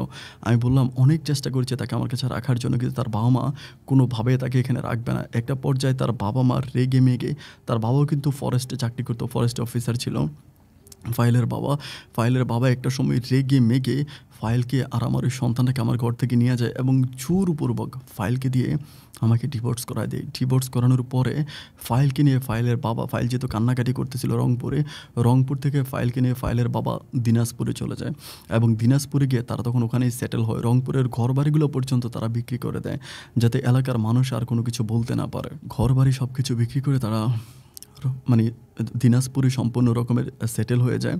ওখানেই হচ্ছে তারা থাকে এবং সময়গুলো কাটতে কাটতে একটা পর্যায়ে আমি শুনতে পাই আমার ওই সন্তানটাকে নিয়েই নাকি আমার বউকে আরেক জায়গায় বিয়ে দেওয়া হয়, আমার বউকে দিয়ে আমাকে ডিভোর্স করানো হয়।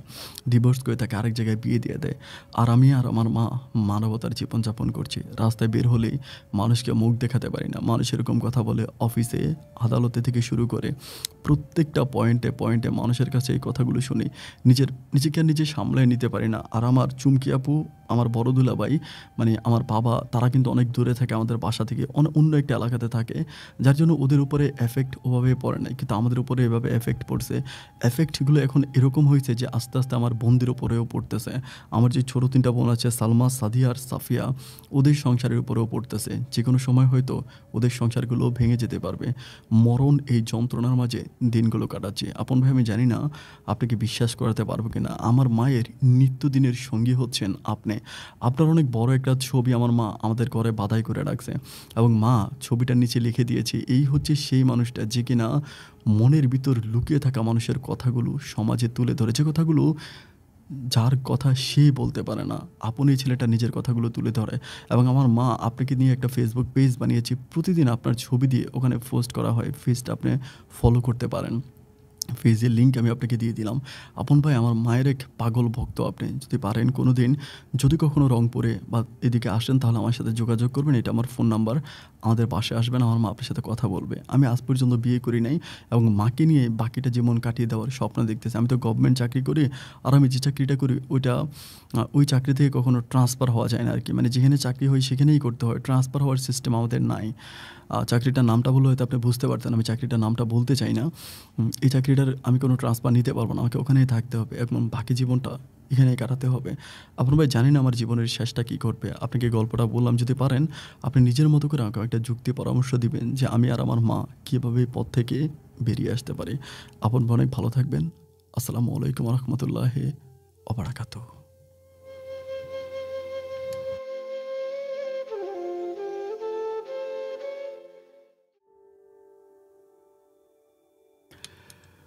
বন্ধুগণ সবাইকে অনেক বেশি ধন্যবাদ। আ মুমিনের জীবনের এই বাস্তব গল্পটা শুরু থেকে শেষ পর্যন্ত আমার মুখ থেকে শোনার জন্য। আমি আপনাদেরকে বলেছিলাম যে গল্প পেয়েছিলাম গতকাল রাতের বেলায়। ১টা পর্যন্ত পড়ে শেষ করলাম। ১টার পরে ঘুমাইতে পারি নাই ভোর রাত ৪টা পর্যন্ত। এই গল্পটা নিয়ে। আমি জানি না যে আমি কতদূর আপনাকে বুঝিয়ে বলতে পারছি। আমি শারীরিকভাবে একটু অসুস্থ ছিলাম আজকে। কালকে রাতে ঘুম হয় নাই তো। এজন্য খুব মানে বিব্রতর অবস্থায় ছিলাম। যার জন্য খুব তেজ নিয়েও গল্পটা বলতে পারি নাই। যতটুকু আপনাদেরকে বুঝিয়েছি, আপনারা যতটুকু বুঝেছেন এবং যে পয়েন্টগুলো বুঝেন না, ওই পয়েন্টগুলো আমাকে কমেন্ট বক্সে বলবেন। আমি মমিন ভাইয়ের সাথে আলাপ করে আপনাদেরকে বোঝানোর জন্য চেষ্টা করব। আমি ওনার সাথে কথা বলেছিলাম এবং ওনার মায়ের সাথে কথা বলেছি। যেহেতু একটা ভীষণ লজ্জাজনক স্টোরি, এজন্য ওনার মাকে আমি আর কারো সামনে প্রেজেন্ট করতে চাই নাই। নাহলে ওনার ভয়েসটা আমি দিয়ে দিতাম। উনি খুবই কান্নাকাটি করলো। আমাকে বলল যে মানে আমি ফোন ধরার পরে উনি হাউমাউ করে চিল্লিয়ে উঠছে। উনি বলে যদি মানে আমি যদি মানে যে উনি অনেক প্রশংসা করেছে, ওইদিকে নাই যাই। অনেক ভালো লাগে ওনার সাথে কথাবার্তা বলি। ওই সমস্ত মানুষগুলোর জন্যই হয়তো আমি আজ আর যে আপন আপনাদের সামনে দুটো কথা বলতে পারি। অনেক ভালো লাগে জানেন? অনেক মানুষ ফোন করে রাত দুপুরে কান্নাকাটি করে বলে, "আপন ভাই না কাউকে বলতে পারি, না সহ্য করতে পারি। নিজের ভিতর লুকিয়ে রাখা কষ্টগুলো নিয়ে আমরা হয়তো আত্মহত্যা করব।" বিশ্বাস করেন আমি ওই মানুষগুলোকে বুঝাই, অনেক বুঝাই যে জীবনটা আত্মহত্যা করাটা জীবনের কোনো সিদ্ধান্ত হতে পারে না। যুদ্ধে গিয়ে কোনো সেনাবাহিনী যদি নিজের মাথায় নিজে গুলি করে মরে যায়, তবে ওই সেনাবাহিনীকে সেনা সদস্য বলাটাই হচ্ছে বোকামি। ও কখনো সেনা সদস্য হতে পারে না। যুদ্ধ করে শত্রু হাতে মরবেন, নিজের হাতে কেন? আমি এভাবেই বুঝিয়ে অসংখ্য মানুষকে বলি যে আপনার গল্পটা আমি তুলে ধরবো। আপনি দেখবেন যে মানুষ কি কমেন্টস করে।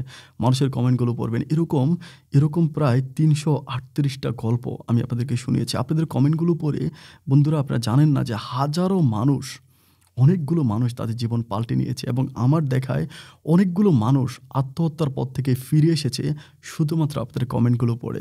আপনারা যখন বলেন যে আত্মহত্যা করলে এরকম হবে, ওনাকে এটা করতে বলেন, ওনাকে ওটা করতে বলেন, উনি আপনাদের কমেন্টগুলো পড়ে। আমি শুধুমাত্র কয়েকটা ব্যাপার হাইডিং করি। স্টোরি লম্বা হয়ে যাচ্ছে, সো আমি বেশি কথা বলব না। আমি সবাইকে বলি যে যার স্টোরি সে যেন কোনোভাবে প্রুভ না হয়। কারণ এরকম অনেক অকারেন্স ঘটে। আপনারা অনেককে টাকা পয়সা দিয়ে দেন। যার স্টোরি সে যখন বলে যে এটা আমার গল্প, আপনারা টাকা পয়সা দেন, টাকা পয়সা লেনদেন করেন এবং বিভিন্নভাবে প্রবলেমে পড়ে যান। এজন্য যার গল্প তার সাথে আমার রিকোয়েস্ট থাকে যে ওনার গল্প উনি যাতে এটা কমেন্ট বক্সে কাউকে না বলে এবং উনি যদি কোথাও ওরকম কমেন্ট করে আমার টিমে যারা আছে তারা ওই কমেন্টগুলো ডিলিট করে দেয়।